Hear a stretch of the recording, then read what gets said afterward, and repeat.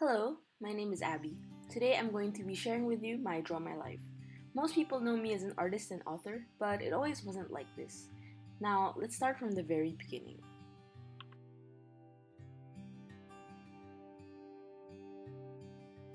I was born on the 14th of January 1993 to two loving parents, nicknamed A and Z. I know, right? It's very apt. My dad managed his own business and my mom worked in the back. I have two siblings. My sister was born 3 years after, so she's B, and my brother 8 years after, so she's C. I was closest to my dad. He told me stories about how he grew up in a poor family, made money by tutoring math, and how he succeeded to raise us in a comfortable environment. He would always tell us to work hard and showed me the importance of never giving up.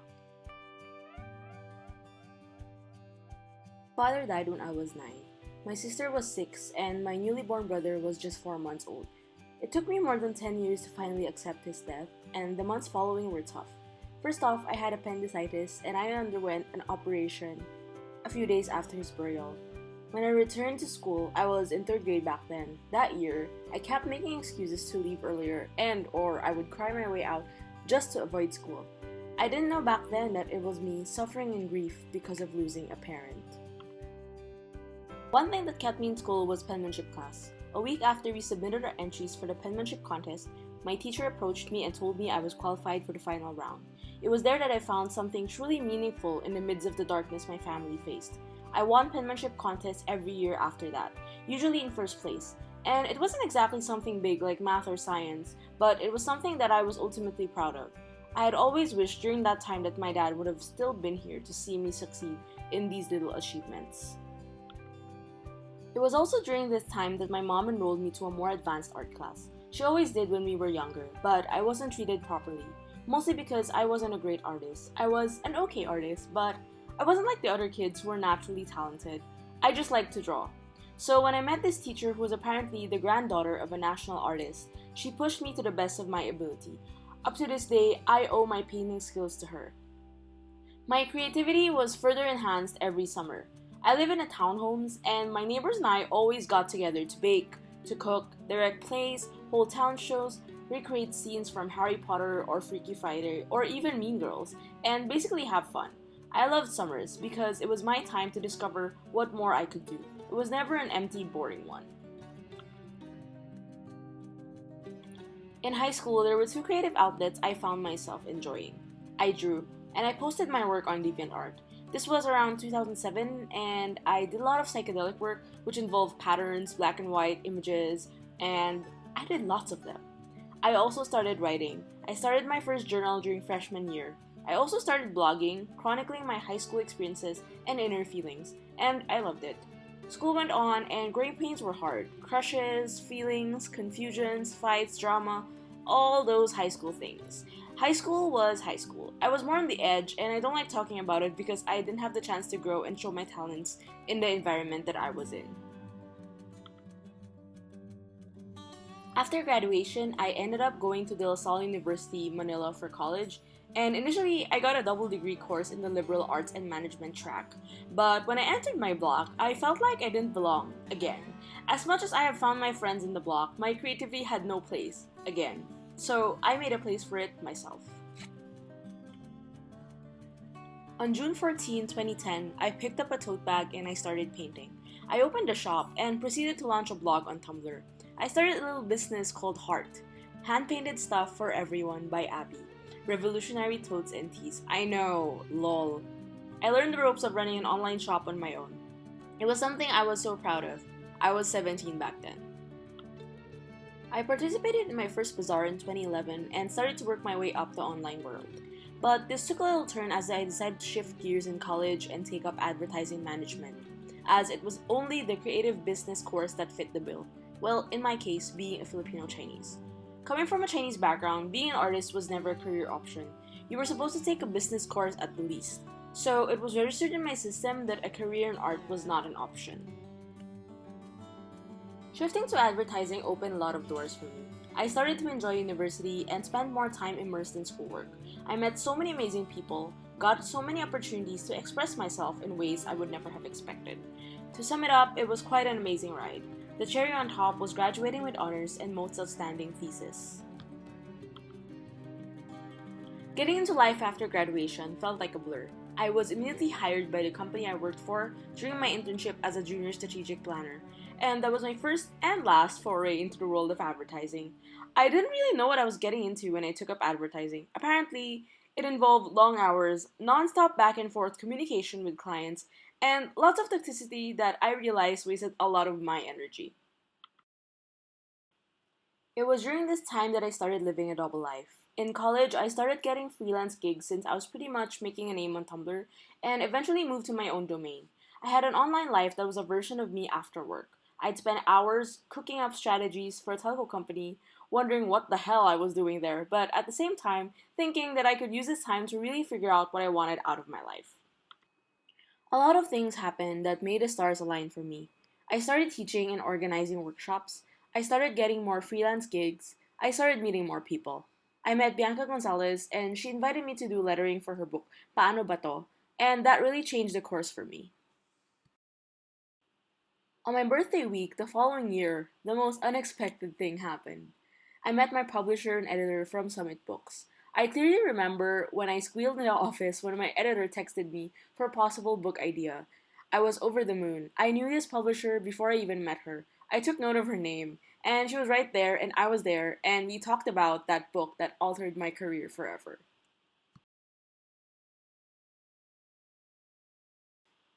I also delivered my first TEDx talk on February that year. It was entitled On Life and Lettering, and a week after, I found myself in a breakdown during lunch at the office. I always asked myself, like, why didn't I follow my own advice, given that I've been telling people to go for their own goals, find their dreams, chase after them, and remember that they're always a work in progress. Then I knew, personally, it was time to go. 1 month later, I finally resigned and I found myself in the Summit Books office the next day, telling my publisher I officially quit my day job. She panicked, so did I, but anyway, I'm still here, and I started working on my first book with them. That year was the craziest year ever. My book launched on June 20th, and it was instantly a bestseller. 5 years later, it has already sold 70,000 copies and has been translated into two other languages. That same year, I organized a type conference in July, and it was a successful run. A few months later, my design for Javianos Philippines brought me into the public eye, and I couldn't believe it. To be honest, there were days where I needed to tell myself it was all happening. I remember promising my mom that if I didn't succeed with this accidental creative career, I would definitely get back to corporate and get a day job, but again, it never happened. In hindsight, mostly I think I was also in denial because why are all these things happening to me in such short time? And honestly, I didn't know how to react because coming from a background where I felt like I wasn't accepted for being an artist, now it's just like I'm being celebrated and I'm just like, what is happening? 2016 was probably the busiest year ever. I worked on several freelance projects. I think most of them I worked for dream brands like Toblerone and Nestle. I also designed my own journal. I wrote 2 books, one about journaling and one about lettering. And at the same time, I organized several workshops in Manila and abroad. People started picking up on my books and discovering me online, which honestly was quite scary as I grew up being a very private person. The best part of that year, apart from it being very productive, was discovering the range of skills I actually had, like photography, writing, layout work, and putting them to good use. It was sinking in also that I was actually doing this for a living. As much as I enjoyed it, it was also very overwhelming. I started developing mental health problems by the end of that year, and things were about to change. My second year as a full-time artist was definitely one of the busiest. To start the year, I had the wonderful opportunity to work on a magazine with my dream team nonetheless, and with my dream publisher, and also named after Abbey Sy, which is sort of my nickname. But since the print industry in the Philippines isn't quite strong, I ended up working on a standalone issue. Nevertheless, I got to work with people that I really love and had a spectacular experience. That same year, my first book published in the US was out by summer, and it was received warmly. It was also translated into 9 languages, and I was very grateful and very proud. Honestly, it felt like all of the hard work that I did really paid off, and that is the best feeling ever. It was also this year that I went to New York finally. It was one of the goals that I've been having since I started working, and I really wanted to use the pocket money I saved up from work to really spend it on a country and a city that I've been wanting to visit all my life. I saw my book in Strand, and it was also one of the most memorable trips of my life. I got to discover a lot of things, places, people, and it really opened me to a lot of opportunities to discover more of what I wanted out of life. After my 2 week trip to New York, I had an idea. What if I studied in NYC, take a few months off work, and be a student again? That plan came to fruition the following year, and it was what I focused on up to the months leading to my 4 month stay in New York City. 2018 was my 25th year, and it was definitely my quarter life crisis at its best. I wrote a self help book called Always Be Creating, easily the hardest book I wrote because it dealt with a lot of revisiting from my past and digging up my own journey. The plot twist was I fired my art director and ended up layouting the whole book, which meant I had to learn Adobe InDesign while writing the book. Nevertheless, it's still a helpful skill up to this day. I also wanted to share that I spoke at Graphica Manila that year, which has been a dream since college, and I did have a lot of internal crises, I would say. I had a lot of negativity, self-doubt, and I had a lot of self-esteem issues, which I think was really unresolvable at that time. Okay, so fast forward to NYC. I went to New York on September 1st and spent 4 months there. I lived with my mom's friend, so it's technically our family friend, and it made me go like, I know right, what was I thinking really doing this? I left with 2 full suitcases and went home with 2 full suitcases and 2 balikbayan boxes because I got a crick at home, I brought a lot of stuff, and basically did a lot of shopping, which until this day I really regret. But that was 25-year-old Abby for you. During this time in New York, I found myself picking up my camera more often and learned how to edit videos using Final Cut. Hence, I started updating my YouTube channel more. And I enjoyed it a lot. It was actually my personal escape from all the internal crises I was having during the time that I was there, and it was just nice to talk in front of the camera, take it around, do my editing, and learn more about stuff that I have no prior knowledge with. I also remember buying a tripod officially, which is the one I'm using right now, so I think it was high time that I really started filming and really editing videos. I took continuing education classes on painting, typography, and editorial design. Since I have no art school background, I thought that by taking these classes, I would learn more about some of the creative fields I am interested in, but I don't know really what to think about it. In the middle of my stay, I flew to Germany for work, and also made a stop at Berlin. It was my first trip to Europe alone, and I fell in love with the city. And it was there that I realized I could actually be in a city like Berlin and live there. There was a week where I kind of had a crisis in New York, so that same week I submitted an application for an artist residency in Berlin. Again, what was I thinking? And a few days after, my application got accepted. It was easily the biggest motivation that I had in the next few months. And that's how I ended up in Berlin the following summer. 2019 was a pivotal point in my life. I decided to take a few months off work and really think about what I want out of my life. I was also getting so tired of working too much, so I traveled to many cities: Barcelona, Johannesburg, Cape Town, Geneva, Lausanne, Singapore, Petaling Jaya, Munich, and eventually Berlin, Tokyo, and Osaka. I finally went to my second psychiatrist by April and got diagnosed with generalized anxiety disorder, something I apparently acquired from my high school angst and recently from my trip to New York. My first psychiatrist actually diagnosed me with unipolar depression, which meant that I could never be happy, was always like neutral and depressed. So this period was honestly the hardest one in my life. I started taking medications a week before flying to Berlin, and then I had a lot of anxiety episodes leading up to so many unnecessary thoughts. My initial thought was, should I just quit? My 2.5 summer stay in Berlin and residency at Berlin Art Institute opened a lot of doors for me. I was free to be me, to experiment, to paint like no one's watching. I made so many new friends and devoted so much time for myself. Hashtag independent. It was the best period of that year.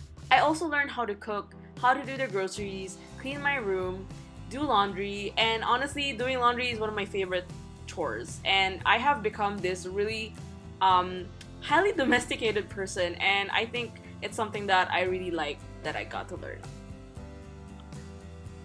Spontaneously, I also finally cut my hair short after having it long ever since I was a teenager, and this time it's actually very curly. So not that it's a big deal, but personally I felt like after having my haircut, I felt like the weight of the world was lifted and I felt like such a new person. So thanks to my really great hairdresser Steen for cutting my hair. Last year, my friends and I also organized PaperCon, the first paper conference in the Philippines. It was easily one of the best events I worked on in my career. I spent a month offline after that and also continued a month's residency in Germany. I went to more places, did more things, spent more time alone, and spent a lot of days and nights asking myself what's next and where I'm headed to. I finally got rid of my self-hatred and doubts come December after staying with Kyla for probably the 4th time in Japan, and I was able to reconcile with myself. I'm so grateful for all of the friends who have always kept me going and have motivated me to become a better version of myself. I really love that stay in Japan because we also got to go to a lot of events such as Bungu Joshi, which is a really great stationery event, and I was able to spend a lot of time just exploring Japan and really like taking a break. The new year started great. I felt so new, but also still retaining parts of me. I'm learning to move past my failures and self-doubt. I also finally moved to a new office, and for the first time, it started sinking in that I really am doing this for the long haul. Actually, the office is my previous house where we lived in, so everything sort of became full circle. I knew it was about time, so I started building my community as well. We finally have a Facebook group with over 1,000 members. My YouTube channel also started to pick up and catch up, and I feel more open with sharing my journey to the world now. Honestly, I've always felt so confined with my own thoughts, self-doubt, and beliefs that I'm glad I'm becoming more and more comfortable these days. Honestly, I don't know why, but maybe it's like a self-esteem issue, but nowadays it feels greater and easier to talk more online. I no longer worry about the past or the future, but only to the present. I keep myself at a better pace now of working with my deadlines, managing my personal life, and making time for myself. And of course, taking care of my mental health. I still have a lot of dreams I want to fulfill, but I'm taking it one day at a time. Being in this journey, I always thought it was a sprint, and I keep forgetting it's a marathon. While I know that I have a long way to go, in hindsight, where I am now has been a rewarding outcome to the experiences I've had over the years. As of now, my goal is just to be here to inspire, educate, and influence others to discover their own creativity. So that's it for my Draw My Life. Thank you so much for watching, and I hope you learned something from it. Just remember that everyone's journey is different, and it doesn't matter where you have been, it matters in where you are going and where you are right now. Thanks for watching again. Make sure to like, share, and subscribe my content if you like it, and don't forget to click on the bell for notifications for new videos, and I will see you guys on the next one. Bye!